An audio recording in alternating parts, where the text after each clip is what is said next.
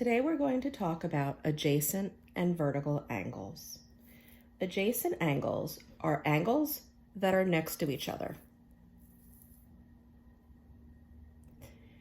They share a same vertex and they share a same ray or arm of an angle. So when you're talking about adjacent angles, they share the same vertex and they share the same ray or arm. So we have an angle here and we have another angle here. They are adjacent angles. They're also supplementary, but these two are adjacent angles.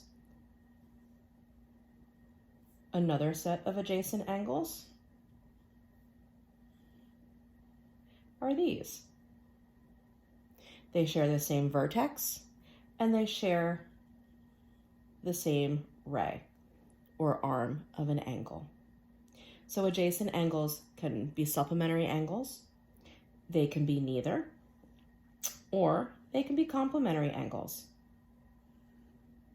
But the main thing to remember with adjacent angles is they share the same vertex and they share the same ray.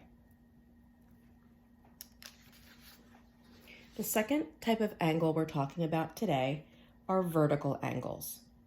Okay? Vertical angles are formed when two lines cross.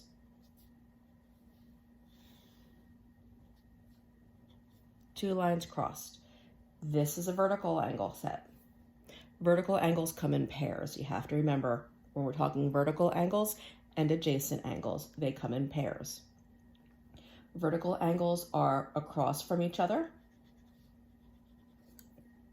and vertical angles are congruent or equal to each other.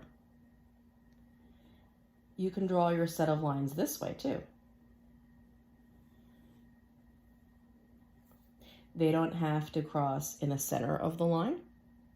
And if you notice, these angles are smaller than these angles, so it doesn't have to cross equally or cut the lines equally. Vertical angles can also be perpendicular to each other or be perpendicular lines and form right angles.